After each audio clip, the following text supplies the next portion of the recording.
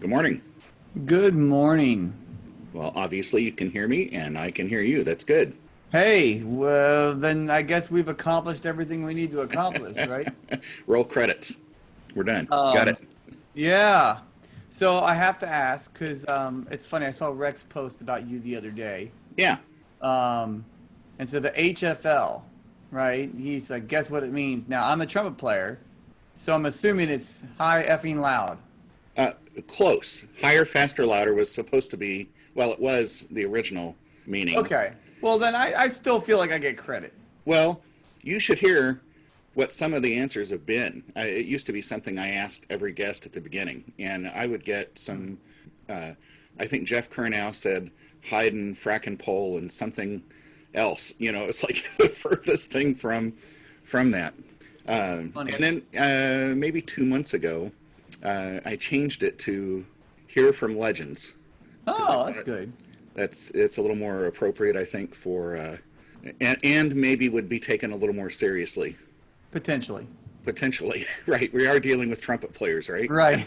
So, in fact, Jeff did my new logo. Jeff Kerna did my new logo. So Oh, I no, don't know. Yeah, and I'm just now getting some merchandise made with that on it, which is nice because my wife is a screen printer, which makes that pretty easy.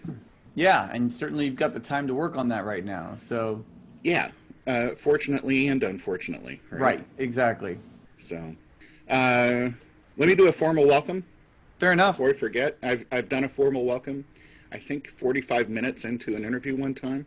Hey, fair enough. It was with Dan Gosling, as a matter of fact. Oh, Well, he and I just started like this. We just started chatting, and then I was like, hey, uh, people knew who he was. They knew who I right. was talking to. But so Brian, oh, hey, I have to ask, Balmages? Balmages, you got it. Sweet. Brian Balmages, welcome to my podcast, Studio HFL. Thank you for having me. I'm glad you're here. Yeah, and under the circumstances, right, we've all got all this free time. And for people who perform a lot, like myself, and practice and have to spend time on the horn, uh, time down is pretty rough. But for composers and arrangers, right? I mean, this might seem to me like optimal time for you. Like you've got an opportunity to be secluded, and you're probably just churning out chart after chart after chart. Is that a wildly false assumption? It is massively wildly false, actually. Epically wildly false, and I don't use epic very often. Yeah, I think there is definitely this concept that, you know what, I'm not out there, so I'm just going to write. The problem that I went through, and I literally just finished writing an article for the TMEA magazine, the Southwestern Musician, and they had asked me to write about this. Um, I went through, so everything started to get shut down in March. And a matter of fact, I'm assuming that you were scheduled to play on the session. So that was my first canceled gig yeah, was ours together in Indianapolis to record. And at that point, it was sort of like, okay, let's let the 2 weeks thing go by. Hopefully, we'll be able to get back online and record. And then we bumped it ahead one more time into June. And then I kind of started to realize, that this is just not going to happen.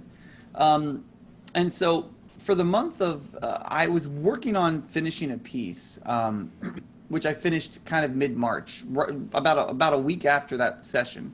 And that was all it was supposed to happen. And I was all excited because now I was going to be able to actually record it on the session. And then after that, when the reality of what was going on started to really sink in, I became completely paralyzed. And I couldn't do anything. And John Mackey and I were talking a lot about this because he went through the exact same thing. And I know plenty of other composers who were posting about it as well. I couldn't do anything. I couldn't do anything. And so for the entire month of April, I don't think I wrote a note. I don't think I wrote one. I tried. Believe me, I tried. And I felt guilty and I felt lazy and unproductive because I thought to myself, right now, I should be able to create this age of golden creativity and I should be able to be more productive than I've ever been. Now, granted, I have two kids at home and my wife was at home and we were trying to deal with all of that as well. But I just kind of felt like I should be getting stuff done. I should be coming up with new projects, new ideas, new everything. And nothing was going on. And the more that went on, I think the more difficult it became to do anything. And I put all this out there because in the world that we're in right now, filled with social media, a lot of the posts that we see on whatever platform that we use are all, we have two choices. We have the choice of watching the news where everything is doomsday, or we look at social media where everybody seems to be perfect all the time and there's no problems and they're all doing great. And there's no middle ground there. And so it's been very important to me to be very open about my struggles as an artist, trying to figure my way through all of this. Now, I will say that as this all went on, a lot of your listeners may know of this, but there's a group that I eventually joined, kind of as we all came together, and it's a group called the Creative Repertoire Initiative. And I hadn't heard of that one. okay, and so it's a group of it began with a phone call that I had with Richard Floyd in Texas, who's an icon in the band world. And he had explained to me that he had just gotten off the phone with Alan McMurray, who's another iconic band person in the world. And Alan was talking to Frank DeKelly, and Richard Floyd was talking to me. And the whole impetus of this conversation, which happened in very early April, I want to say, was the fact that, look, when schools go back, they had the vision of understanding when they go back, there's going to be a lot of differences, and they're going to need stuff to play. They're going to need a curriculum, and what are we going to do? Like, what are they going to play?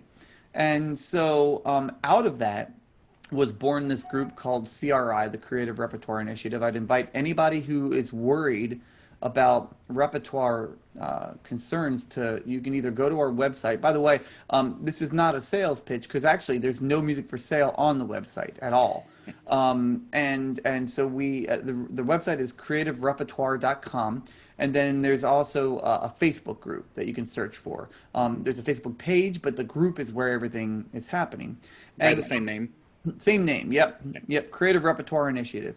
And so the point of this group, and I'll tell you who's in the group. So I always hate when I do this because I'm afraid I'm going to leave somebody out.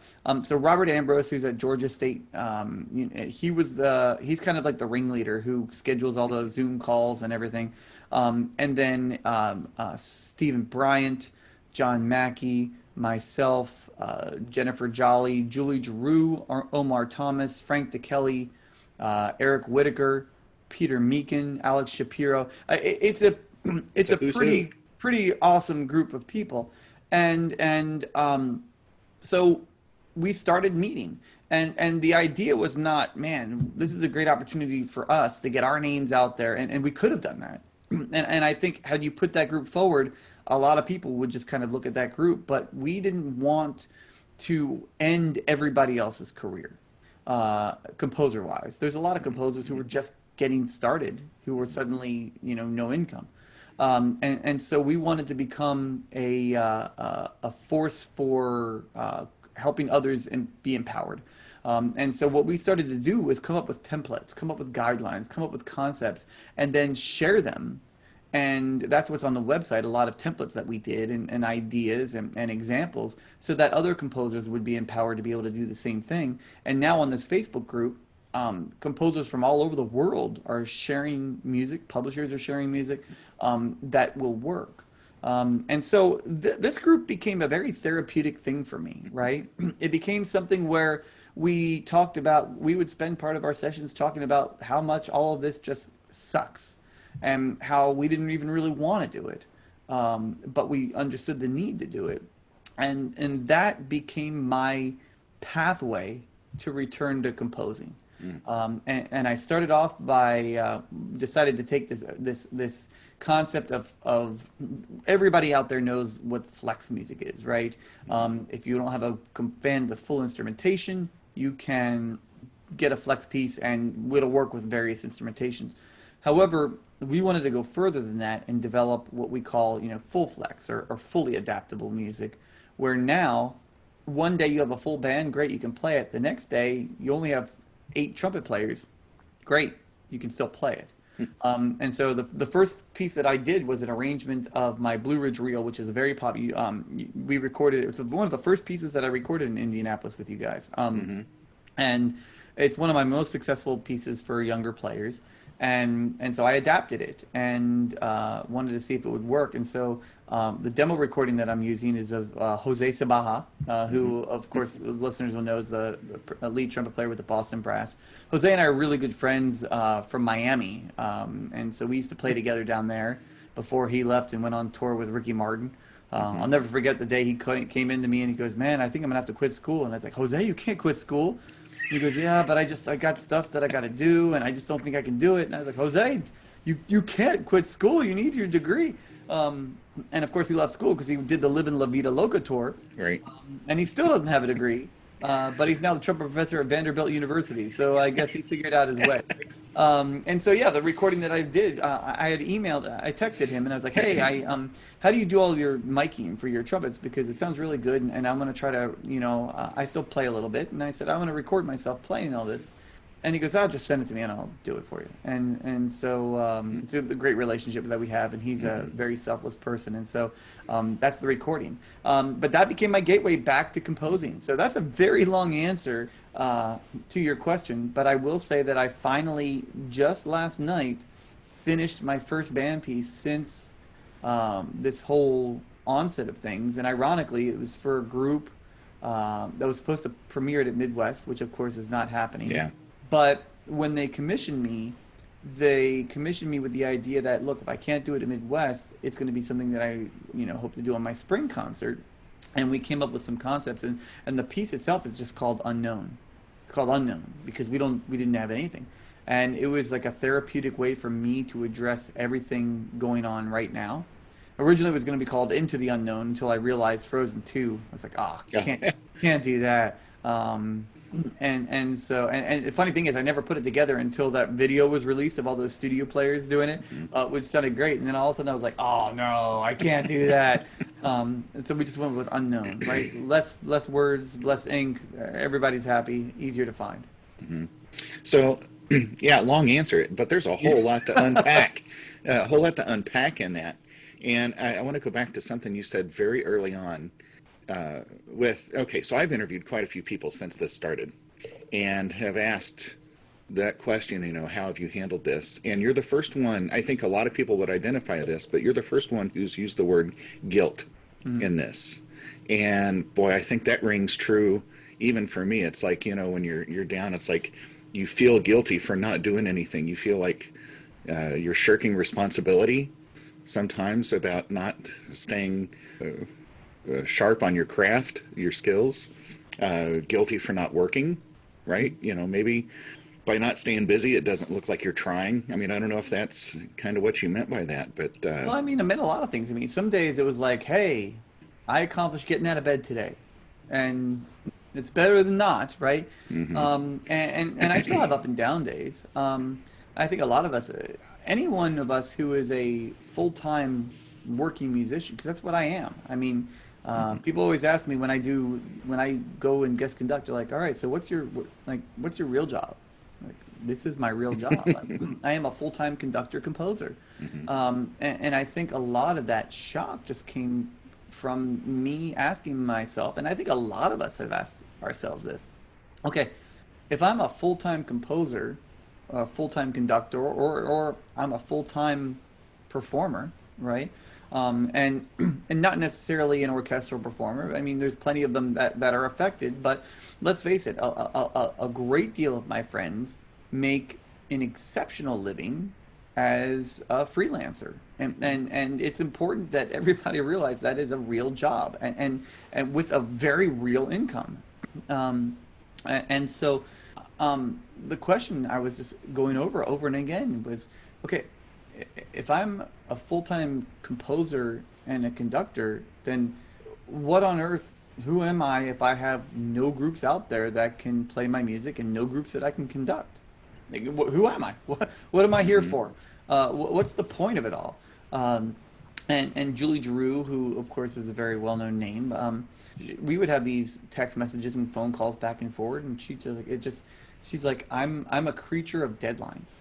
She's like, Mm-hmm. a lot of my inspiration is driven by knowing who's going to be performing this piece and thinking about the performance and the people. And she's like, it's hard to just write aimlessly with no end in sight and just kind of write. Um, and so this piece was really helpful for me, the one I just finished, because it was like, okay, I know what it's about, and I know it's going to be premiered. I don't know when yet, but it gives me that direction, and it helps with that feeling of guilt. But, you know, some days it's okay if your victory is to survive that day, and that's perfectly fine. Other days will come where you are, and people look at me online. I've done a slew of things online now. I've done a ton of stuff. One of the first things that I did was after I kind of started coming out of my fog. The first thing I started to realize was, you know what? There's kids all over the world that were supposed to be in my honor groups that are no longer able to play under me. And I wanted to see if there was a way to still make that happen. Of course, there's not. And then I started to realize, well, that's if you think in a very finite way. I was rereading the book, The Art of Possibility, by Rosamund and Ben Zander. And if you start kind of taking away the world of measurement and start thinking about just this world of possibility, I started to realize, you know what? I wonder if it is possible for me to be in the room with all these people. And so I wound up reaching out to Smart Music, and we started talking about the idea of, okay, everybody already has access to my music within Smart Music platform, but what if they could see me also? Mm-hmm. And so it took several weeks, and they worked their butts off. But they created this virtual conductor platform, and it's still in its very infant stage right now. It's not, it's free. It's free. If anybody wants to check it out, they want to play a little bit, it's smartmusic.com/Brian-Balmages. And the only thing is you have to do it on Chrome web browser. You cannot use Safari or anything like that, and you can't do it on an iPad. You have to have the browser. But then you can actually pick one of 9 pieces and play along. The sheet music's right there. It's free. You don't have to. There's no subscription. You don't even need to have an account for that. And you can watch me conduct and play along. And I'm in a concert hall. I used a green screen and projected myself into a concert hall in Italy that I had conducted in 4 years ago, and it was great. But that opened up a whole world to me of, okay, there are things we can do outside of nothing. But it's okay to have those days of nothing, because if I didn't have all that time to just sit there and kind of regroup, I don't know if I would have come up with that idea and push forward with it the way I did. That makes me think, can you imagine 5, 10, or more years from now, people will look back at this technological explosion or creative explosion, or this explosion of the ability to adapt. Do you remember in 2020 when life came to a standstill and all of a sudden things like this start to happen? It's like, we will find a way.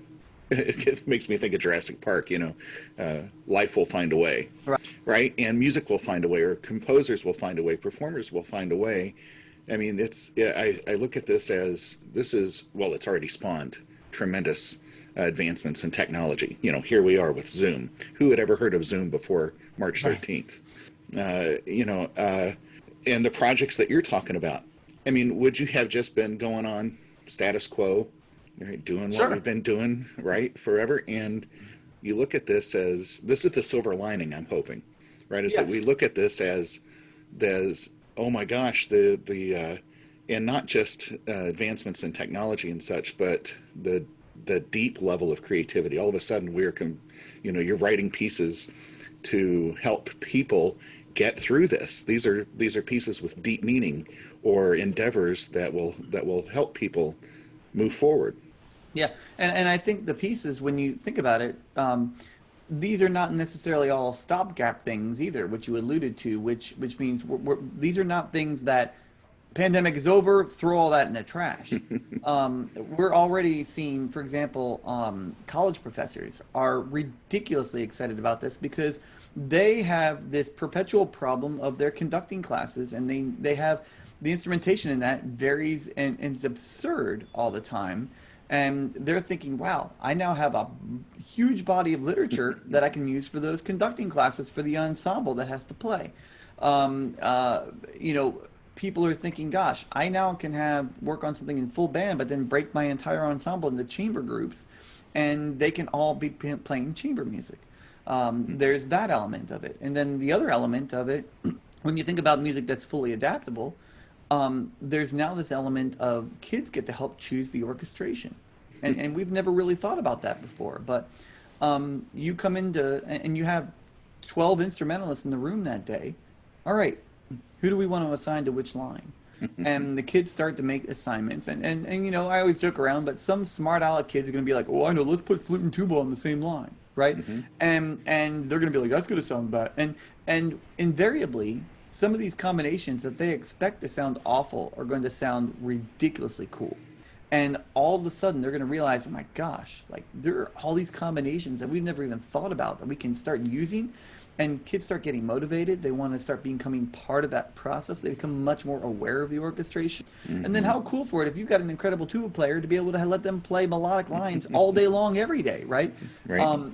There's a great opportunity to engage them on a lot of different levels. Another thing that's come out of this has been this idea of modular or cellular pieces that take certain cells and list multiple cells. I have a piece called Arithmetric number 1 because I do plan on doing more than one.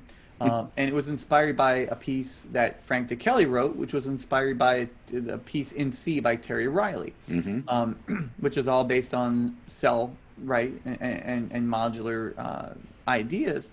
And so Frank wrote a piece called In C Dorian, and he wrote it, and it was in a Dorian flavor. And then I started my arithmetric series, and the whole idea is that it can work for 2 instrumentalists, it can work for 100 instrumentalists, and the idea is that kids can or adults, they start playing, and maybe some don't start playing right away. You can go to the next line whenever you feel like it. You can skip a line. Some kids might skip 5 lines to foreshadow material that's coming, and then they might jump right back to where they were. And continue on. And then the way I did it, I did it in sections. So you can do anything you want within a section, but you are not allowed to go on to the next section until the conductor gives you a cue or until you all arrive there together. And then you go through all that again. And that gives it a little bit more feeling of a cohesive development, and it gives it more structure.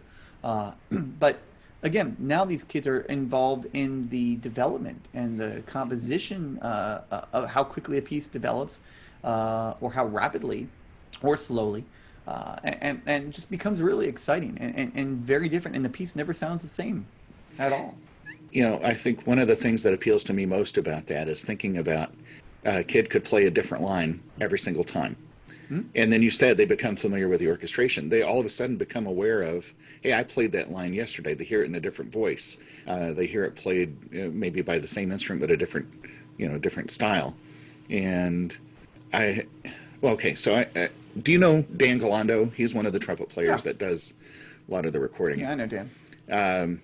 Dan taught for a long time middle school, elementary, middle school band, high school band. And we usually sit next to each other during your sessions. Yep. And inevitably, we'll finish a phrase or we'll finish a piece, and he'll go. And he'll say, "This is crap." God. No, he says, "That was fantastic." He goes, "I wish I had this when I was teaching." And I'm playing second or third trumpet on most of this stuff, and they are not boring parts. We're sitting down there, and I'm like, "Yeah, Dan, you're right." Some kid playing third trumpet is not going to feel like he's just playing donuts all day long. And then not just that, but the lines that you give them, right? It's not just the rhythm. It's like there's some really cool things to play. And I always look forward to those sessions. Well, one, because I like to work. And the other is because I know it's going to be fun to record. It's going to be fun to read, fun to play, and that's something I think... obviously that's why you're such a success at this. It's good stuff. I'm trying. I try. I never set out and say, everything that I'm going to write is going to be fun for everybody.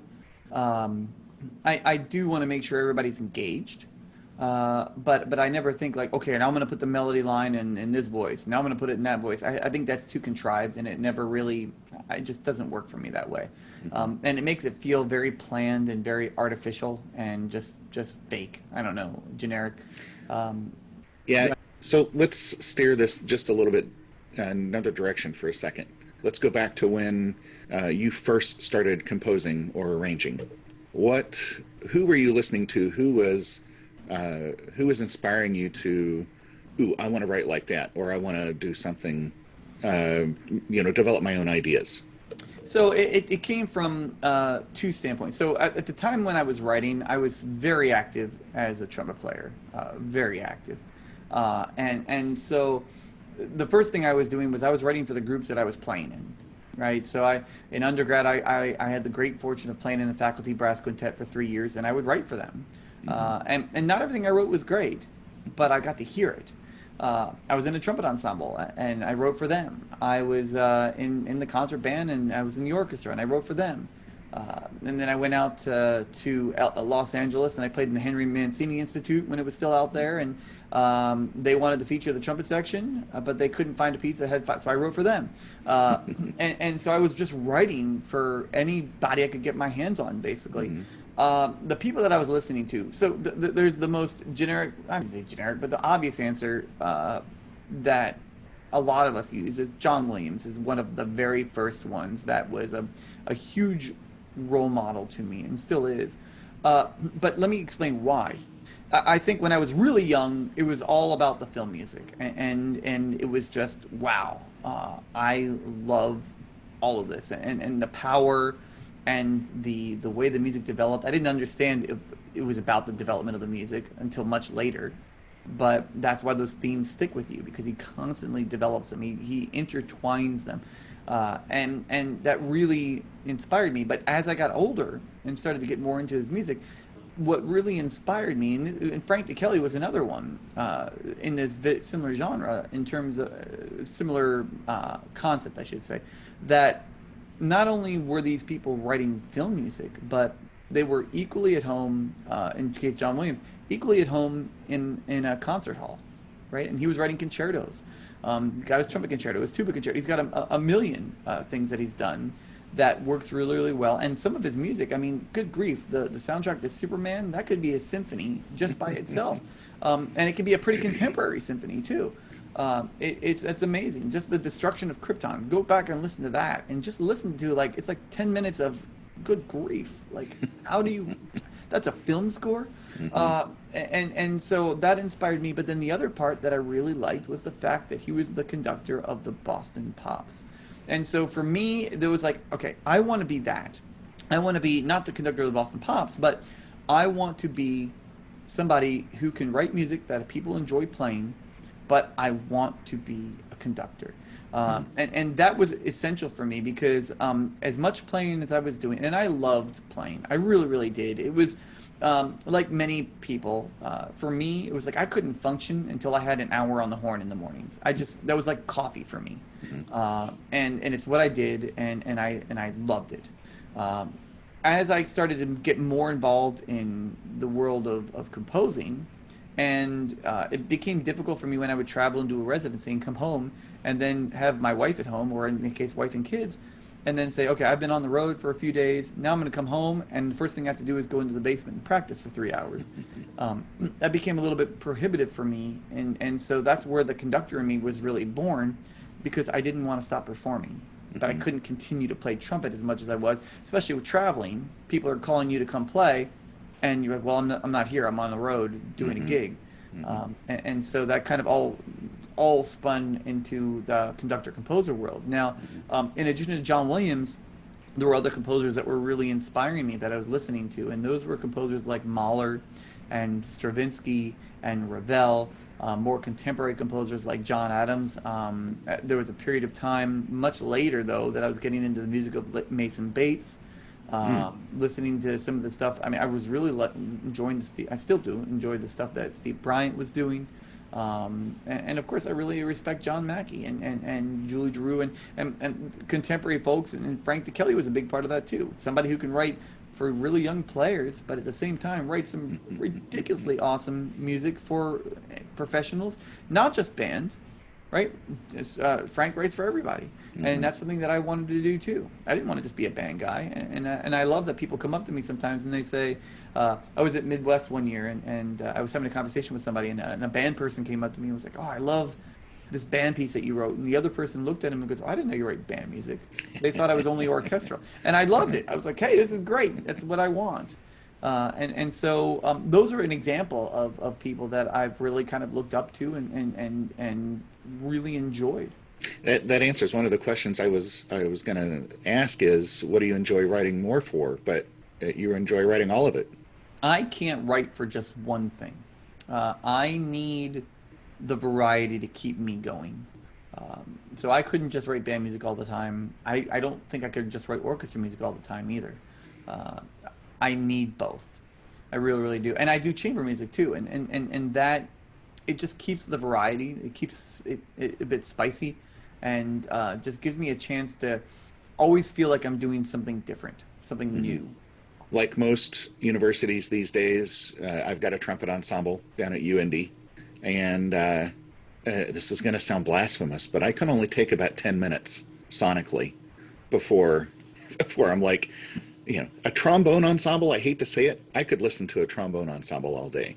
I'm telling you, I mean, I wrote for Jeremy Wilson, who's down at Vanderbilt. He commissioned me to write a piece for trombone octet and soloist, and when he sent that to me, I listened to it like 20 times, and it just doesn't get old. But that's because you got the bass trombone, right? And you've got that wide register. You have a lot to work with. Well, if trumpet players have anything to say with it, you've got like 8 octaves to work with, right? Well, yeah, well, yeah, but not consistently, right? Right. But I see the challenge in writing, and there's been some fantastic writing for trumpet ensemble. Sure. I'm not knocking it. I'm just saying we're limited. I mean, and you can only put piccolo, trumpet, and flugelhorn as your, it doesn't work all the time. But I appreciate that people can write for like instruments and still find those colors, and not forget that mutes can really make a huge difference in that too. And so I think that's where I'm starting to enjoy I'm starting to look for the arrangements, the trumpet ensemble arrangements that add all those colors in. It's not just open B flat trumpet the whole way through, Put a little open C trumpet in there. Yeah, because that changes everything. Right? It all. Yeah. So let's go back to, you met Jose in Miami. You guys went to school there, is that right? So you grew up in Florida? No, I grew up in Baltimore, which is where I am now. Oh, okay. Yeah, I grew up in Baltimore, and then I did my undergrad at James Madison in Virginia. Yeah. And studied with a guy named Jim Kleesner, who was the best gift to me that I could have ever asked for. Good person, good role model, exceptional teacher. He was a Chickowitz student, and went through an embouchure change with him, which was very necessary. It was impacting my endurance, my range. It was impacting everything. And so he took me through that. I got through that actually fairly quickly. It was a freshman in college, so we adapt to everything quickly at that point. And then that began my kind of journey forward, and was huge. And so I spent 5 years there, and loved every minute of it. I really, really did. And then when I got to Miami, that's when I met Jose. I mean, there's a bunch of guys that were. The funny thing about Miami was it was like a melting pot of talent. There were guys that were touring with Harry Connick. There were guys. I mean, and a lot of them, it was like Miami was like a stopping place. Like, when I'm not on the road, I'm going to try to get a degree. And so Jose was one of those guys. And so it was a great opportunity to make some incredible connections. Vance Wolf was there. Vance plays principal trumpet in the Louisiana Philharmonic now. And so we got to play with each other too. And there's just a lot of incredible talent down there that I was able to connect with and learn from, absorb what the people around me were doing. It was a great time. And musically, that really unlocked a lot in me too. On the trumpet side, composing side, or both? On the musician side. Just musician. Yeah. When I was playing in the quintet, so I mentioned to you, I played in the faculty brass quintet at JMU. talk about invaluable experience. For 3 years, I would, for 4 hours a week, sit in an ensemble with all of the brass professors at the university rehearsing. Um, and the trombone player that sat next to me was Jeannie Little, who a lot of people might know. She was a founding member of Prism. It was Prism or Prisma, the trombone quartet. She's an amazing player, and she's now at Montana State, I believe. But she would always lean over to me, and she'd say, "Man, you sound great. Are you ever going to play a phrase?"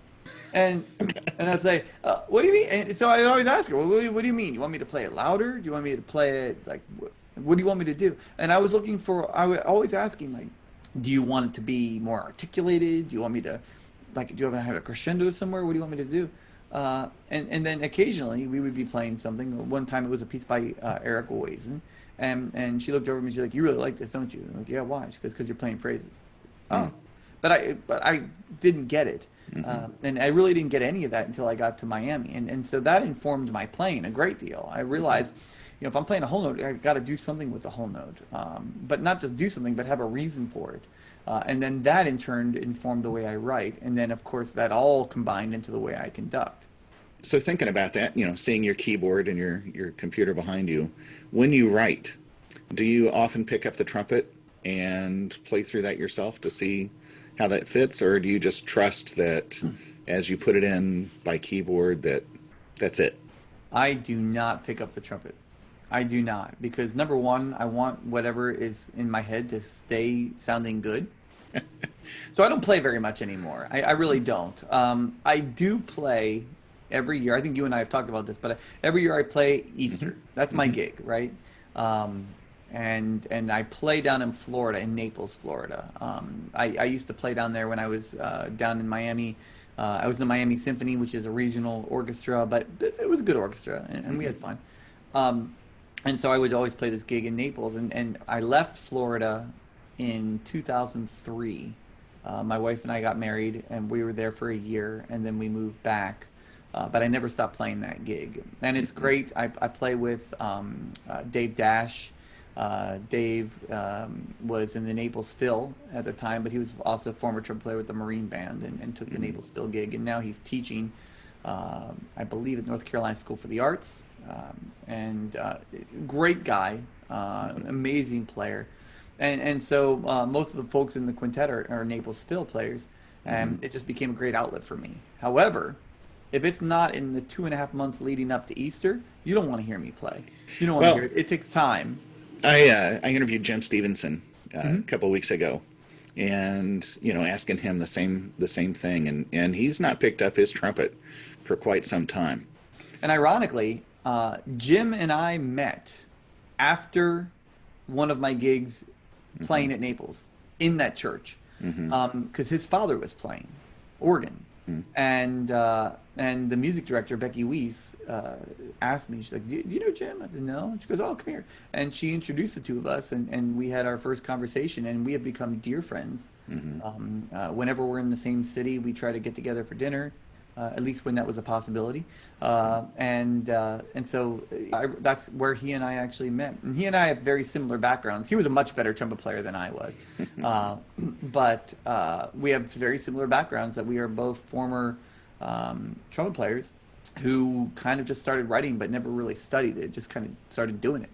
Well, and rather well, both of you, right? I mean, it's some really good stuff. And I'm thinking about it in two very diverse, right? I mean, he's writing a lot of concertos and large orchestral works, and and you're doing what you're doing, but neither is insignificant.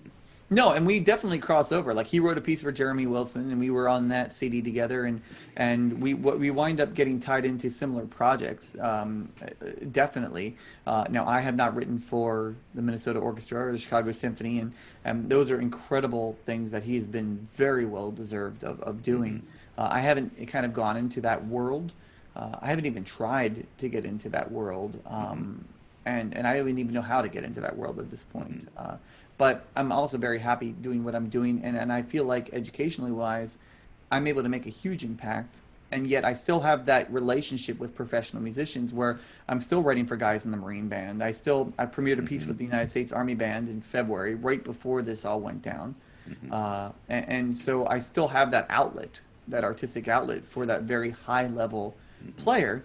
I don't live there all the time, but at the same time, I really enjoy where I'm at. And ironically, Jim has always said to me, like, hey, how can I get more into that world that you're in as well? So, you know, it seems like the grass is always a little greener on the other side. But, you know, I think there's just wonderful that we're seeing being creative in a various number of situations, ensembles, and Jim right now is in great shape because he has a huge chamber music catalog, and I think that's going to be very well suited for him. Me, I live mostly in large ensemble music, at least I have been, and I always joke around because when we talk about the career of a professional musician, you've got to be very careful because you've got to make sure. I always treat being a professional musician like managing a mutual fund or a whole portfolio. And let me explain. If you want to be successful, you have to diversify, right? And so that if the stock market takes a huge hit, you're not all in one fund and that's gone, right? You've spread things out, and that's the mark of a good investor. And so I had income coming from sheet music sales of people buying my music. I had income coming from people performing my music in venues like Carnegie Hall. I had income coming in from commissions that I was getting, from residencies that I was doing, from guest conducting, from clinics. And so I had like 6 or 7 different sources of income. And I would always say, you know, it's great. I was like, even if all the band people started to hate my music, I had the orchestral folks that were loving it. So I had like all the stuff, and I was joking. I was like, you know, really, I'm somewhat recession proof. I went right through the recession without any issues at all. It's like, really, I think the only thing that could ever shut me down is like something like a worldwide pandemic. Well, here we go, right? Nice job. Yeah. Check that one off the list. Yeah, great. Right. Yeah, I don't think anybody's going to make you the scapegoat for that, though. It's not your fault for calling that. Not. So I'm curious how you prepare for a recording session. You know, I mean, the obvious things are there. You've got to make sure that the parts are as good as you can get them, even though, you know, occasionally we do find, although I don't remember finding very many, if any, errors in any of the FJH sessions. Usually any errors that we find are we do find a random here and there, but usually it's from music that got sent in so late that we haven't had a time to engrave it. Yeah. But yeah, I take pride on not having very many wrong notes in our music at all. Yeah, well, not written. You know, right. Leave it to people like us to make them wrong for you. But you know, preparing, and then to schedule it out and to execute the sessions sometimes in 2 days, right? And to get through all that music. Can you kind of walk me through what it's like to prepare, arrive, record, and then what happens after that? So the first part of is just planning out the pacing of the session. And I always tell people, so recording sessions are we all know when you're under a microscope, everything kind of changes. And the big thing about these recording sessions that I have to decide is that in these sessions that we're doing, and this is different, okay, than in other recording sessions, but in these sessions, my goal is not to win a Grammy, right? My goal is to create a highly representative version of this piece that is also incredibly musical. And that's a huge thing to me, right?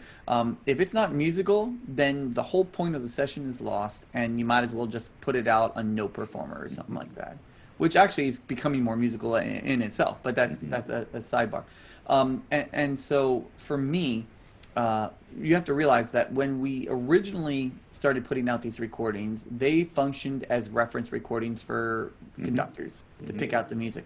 But as kids are consuming these recordings more and more, as platforms like Smart Music are developing more and more, where kids are playing along, these recordings have taken on an entirely new role, and they have to be more musical, because otherwise you're teaching kids to play along with mechanical robotic recording. And so the hardest part for me is to plan out, okay, how much time do I need to get through all of this? And I've now come up with a formula where I'll say, okay, if it's a grade 4, it's roughly going to take me 30 to 45 minutes. I can do maybe one and a half to 2 of those an hour. If it's a grade 3, I can usually do somewhere between 2 to 3 an hour. If it's a grade 2, I can usually do 4. If it's a grade 1, I can do and all that. And so, and then I look at the time, right? If it's a grade 5, but it's only 2.5 minutes long, okay, maybe I can do 2 of those. But if it's a grade 2 and it's 7 minutes long, so that all takes into consideration. So the first part of it is really just planning in terms of the order. The other thing that I do before I get there is I try to plan group pieces together that I think will complement each other very well in an hour when we're in the room. So sometimes we will go on a march kick where it's like, hey, we're set up for marches right now. Let's just knock them out, and we'll do 4 in an hour. Other times we might be doing something where we're playing something along with an electronic track. And like, well, hey, they've already got their headphones on. We're going to do 2 or 3 of those in an hour. So that's a bit of it. I'm very well known in that room as being one of the very few conductors that comes in that doesn't insist that everything is on click, and we do a lot on stick. And I know I always joke around that I am single-handedly responsible for breaking all the headphones in that studio, because when I tell them, they see me come up there, all the headphones come off and they drop them on the floor. Yeah. And so I thought, but to me, it's funny. When we're in a concert hall, we don't ever play on a click, and somehow we're able to do it. The trick is, of course, you've got players in ISO booths and all this, and they've got to be, but I still find that it generally works. And of course, there are certain pieces that, again, I'm not trying to win a Grammy, that I just think, you know what, it's easier for us to get it together on the click, and then I can show the musical phrase. So that's all part of that too. Then in terms of, so that's kind of how I plan for it. When I get there, everybody in the room knows that even though I don't play trumpet anymore, I am extremely aware of what it feels like to be not just in that seat, but to be in a performer's chair looking at the conductor, and I know exactly what it's like to feel like this guy's wasting my time, or this guy's like on top of it, this is great. And no matter how professional you are, it affects your playing, and it affected mine. I remember a guy showing up 30 minutes late to a recording session that I was playing at one time, and then we were playing through stuff, and there were wrong notes in it, and he was going up, come on guys, time is money, and just threw us all off, and the whole session was a crapshoot. It really was. And so I pride myself on being efficient. Right? And so I want to make sure, number one, that everybody in the room realizes that I'm not going to waste your time. And that really helps the pacing of the session. People are more focused about getting a good take right away, because it's not like we're going to run a take and say, okay, let's do it again. Really try to be specific about that. And then the other thing that I truly try to do is that I conduct very differently in a recording session than I do in a live performance. You all have definitely come to know me in terms of just my approach, and I know that sometimes, even though in a performance situation, if we had rehearsed something 2 or 3 times, I wouldn't necessarily be so big. But there are certain times that I will subdivide something that I would not subdivide in a live performance, or I would stay a little bit larger than I normally would in a live performance, and it's for efficiency to make sure that we don't get apart. Right. And I trust sometimes that you're going to see me conducting bigger, but you all are going to see the diminuendo on the page, and you're going to say, okay, there's a diminuendo. He's just trying to slow us down together. And so there's definitely a lot that I do that's recording session conducting that is not live concert conducting. Well, trust us. We're good at ignoring the gestures from the podium. Trust me. I was there. I know it, right? I know it. I know it all too well. Yeah. No, and I will say it helps the vibe in the group when you've got somebody who really comes in and knows what they're doing on the podium. And I'm not going to name names or venues where we record, but Yeah, I always, like I said, I always look forward to coming in and playing, not just because of the parts, but because uh, you're not wasting our time. We have a good time. We I won't say plow through. Well, maybe when, at the end of the day when we get to the group, uh, is it group one? I forget which is the higher or lower. But The young stuff, yeah, the grade sometimes we ones just and stuff. we red light all the 5 or an hour, right. go. It boom, and that's a lot of fun. Oh, So it's a lot it's of fun, and I always there's a phrase that I stole from Edward Peterson, Pete Peterson, who was the conductor of the Washington Winds, and invariably, sometimes you look at a piece and it's either you're behind schedule or maybe the last piece took a little bit too long, or you can just kind of sense that people. There's a vibe and you just need to motivate, and so sometimes it happens every session. We'll pull up a piece and everybody will look at it, and I'll just say to everybody, it's like, well, does anybody have any wrong notes before we played a note? And everybody will look at it and I'll say, right, well, we've rehearsed enough. Here we go. And we'll just do a one taker. And very often when you kind of set people up that way, absolutely, it can be a one taker. Or you get that one guy that plays like on beat 3 on the quarter rest, and it's like, and everybody makes fun of him, but it changes the vibe again, right? And so yeah, it's well, all like I don't know what you're talking about. Stepping Right. in a hole. That's never happened to me before. What it's the best thing though is when you are sitting there with a bunch of professional players and you're playing a grade 1 piece that's got like 2 quarter notes, a rest, and a quarter, and you hear bum bum. Bomb, and then the whole room just erupts in laughter because it's like your whole life has been for that one moment and you stepped on the rest. Right. And it's on tape. As long as the guy in the booth doesn't, throw. Yep. And Yeah. someday we'll have to put out all the outtakes of it. But yeah. Yeah. So what about these pieces that, you ran out of time? You didn't get it recorded. You don't wait until the next year or the next session because sometimes there's a lot of time between recording Yeah, sessions. no, we do. So the way I plan the sessions, I usually plan enough time that we will be able to finish everything that I have planned for the current year. And then I will always have a handful of pieces on deck where it's like, hey, if I have some extra pieces and we have the time, I'll get a head start on next year. And I'll just start jumping in. And so sometimes I might have 4 extra pieces in the folder. We only get to 2, or we only get to 1. And so we just kind of roll with it however we need to. But I always like to overstuff the folders because the worst thing in the world is to be done an hour early and still be paying everybody for that hour, and then everybody just looking at each other saying, well, we don't have anything. And so you want to have something on deck. The closest time I didn't have something was when I was doing an orchestra session there. And we were flying through things. We were just clicking. It was great. And we were running out of music quickly, and so over the lunch break, I wrote an arrangement of Amazing Grace. I think I was on this session. No, because this was strings only. There was something like this happen. I'm sorry. Go ahead. I did do something where we were running out of music, and that night I went to my hotel room and I wrote a piece and brought it in the next day. That's it. Yeah, I did do that one year.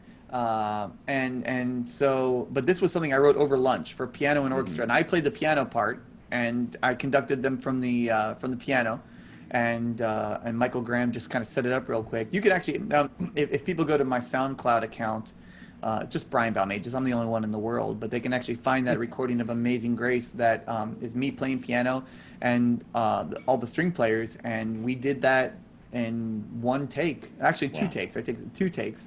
And just had extra time, and so I had a 45-minute lunch break to write that and then extract the parts real quick, and off we went. So that was a lot of fun. But yeah, it's a great challenge every now and then to say, you know what, can I do this? If I need to write fast, if I'm in an emergency where something's got to get done, can I actually do it? So let's say you're given the right amount of time and money, a commission, or maybe this is something you want to do on your own. What would be your dream piece to write, or a dream soloist to write for? Maybe that's a silly question. I don't know. I mean, I think one of the big projects that I've always wanted to do is to write a musical. That's something that I've been wanting to do for a long time, and I enjoy playing piano, and I grew up listening to rock music. I grew up listening to, pop and all that, and a lot of that has found its way into my music in some way or another. I've always wanted to write a musical, and I've actually started one. But if I just had unlimited amounts of time and unlimited funding, I think I would just buckle down and truly dive in and see where it took me. So that's probably my big project, right? That's the big thing that I want to do. Eventually, I would love to do a symphony, and I've had several people that have said to me, "Hey, listen, what would it take for you to just be able to sit down and write a symphony? Like, how much money would it take for you to be able to table everything else that you're working on, and just focus in on that?" And I'm intrigued by the idea, but I'm also terrified. I'm terrified because if somebody says, "Hey, we're going to just pay you a ton," and the Army Band Commission was a little bit like that, but it's like if we're just giving you the money that you need, and you can just focus only on that for a year or 6 months or however long it takes you, and then what happens if I do that, and then we hear it, and they're like, "Well, it doesn't really sound any different than anything else you've done. It just sounds like the same." You're terrified to put yourself out there like that, but at the same time, that's the only way you grow. It's interesting that you say that. And you think about some of the big composers who would take years to finish the symphony, right? Right. And you think putting a year on it might seem like that's just not enough time. Right. Because you've got to sleep on it. You've got to distance yourself from it. I think many times you've got to be able to walk away from it. And then you've got guys like Jim Stevenson, who's just a fountain of musical whatever, and it just spews out of him all the time. Yeah. And even though he writes extremely fast, it's all great music. And I hate him for that. And I've told him that. And there are times that I've had a piece come very quickly. Absolutely, there are times.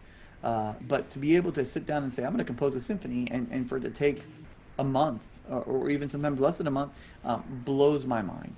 What impresses me is simple, I think, sometimes is the best and can be the most beautiful. And the thing comes to mind, you mentioned Pete Meacham earlier. Pete. Meakin. Thank you. Had a peach impediment right there. Song of Hope. Yeah. Simple, but able to evoke so much emotion. And, of course, because of the attachment to Ryan Anthony, there's deeper meaning to that. But still, if you listen to just the piece itself, it's like, there's not a lot going on here, but man, is it moving. Man, is it effective. It's incredibly moving, and it's the message, it's everything. And I think the other thing is that anybody who had ever met Ryan Anthony, you've seen all of the messages that have popped up, and I'd met him once or twice. We certainly weren't friends, but we knew each other. Jim was a connection for me there, Jose as well. But one of the most incredible people you could ever possibly meet, and the work that he did was evidence of that. Obviously an incredible musician. And then Pete Meakin is also one of the most incredible people, just selfless, wonderfully spoken, genuine people. And you put that together, and then you add this terrible, tragic thing that happened, yet all of the good that came out of it. And that's like the recipe for exactly what happened, which is that piece being played all over the world all the time, and being a piece that really is an iconic way of honoring all of those people who are cancer survivors and who have not survived. You would be surprised. Actually, you probably wouldn't be surprised. The number of people I've talked to in interviews who are survivors. And some are not as open as Ryan. Right. I can appreciate that. I'm a cancer survivor. See, I didn't know that. And but I don't, I'm okay to say it, but but I didn't have to suffer the way many people suffer with chemo and radiation. So sometimes I even have a hard time admitting that. But yeah, but there's beauty can be found in so much music. Even if the reason it was written was for, I shouldn't say a tragic reason. I'm gonna have to edit this part out. This is the beauty of being in control on this side of things. It's like I'm gonna go back and listen and take that out. But I will say though that when you talk about music and everything that it can do, and certainly talking about Ryan Anthony and all of that, so the piece that I wrote for the Army Band, that was commissioned by a lieutenant in the Army, Elizabeth Elliott, and the whole reason that piece was written was because she lost her unborn child and had to deliver her daughter. And so she went through a stillbirth, obviously, and got to hold her and everything. But she was looking for music to help her get through that, and she couldn't find anything. And she felt alone, and so this piece that I wrote is Love and Light, and she asked me. We talked a lot about it and her experiences and everything. But I think music is a great way for us to tackle some really difficult issues that we don't want to talk about, or it's a way to create a community of people. I mean, when we did the premiere, I would say half of the audience were people that had lost a child, either after birth, or many had gone through a miscarriage, and it was insane. It was crazy how big that community was. And so I think music is a way to bring us all together. And in this time of distancing and all that, I think music is a great way to kind of reforge those pathways between us and make sure we all still realize there is a community. Wow. I'm going to excerpt that. I mean, it's beautifully said. Byron Stripling commented that we as musicians have such a responsibility when we come out of this. Not just from the composition side, but from performing. He says, we have this responsibility to really deliver. People need us now more than ever, is what he said. And I think that's true. It's because music serves a real purpose. We need food, we need science to get us through, right? But what's the reason? Right. And we got to remember, number one, as musicians, we are by nature creative people. And don't tell me, oh, I'm just a performer, so I'm not creative. Absolutely, we're creative people. I mean, you've got to when things are frustrating you technically wise, you've got to come up with creative ways of solving those. When you're playing, you've got to be creative in your interpretation. That's why when 50 trumpet players walk into an audition, and all 50 of them don't miss a note, there's a reason why one of them gets the gig. It's because of their creativity during that and the way they're approaching things. And so talking a lot about that, we are creative people by nature, and we can use that. And then the other thing is that, of course, SEL, social emotional learning, is becoming, it's been a buzzword for a couple of years now, but of course right now it has become the buzzword. And that's exactly what music does. That's why kids that are in school or in the band room, in the orchestra room, and the choir room, they're there before school. They hang out there after school. It becomes like a fraternity or sorority of sorts, and they just want to be there. And it's that connection that they develop. And so that's going to be crucial going forward. And that's the biggest argument for music programs right now, is that this is catering to the emotional health of the kids who are going to be, many of which are going to be home. Well, and maybe not in the best of circumstances. Absolutely not in the best of circumstances. Brian, thank you so much for sharing everything today.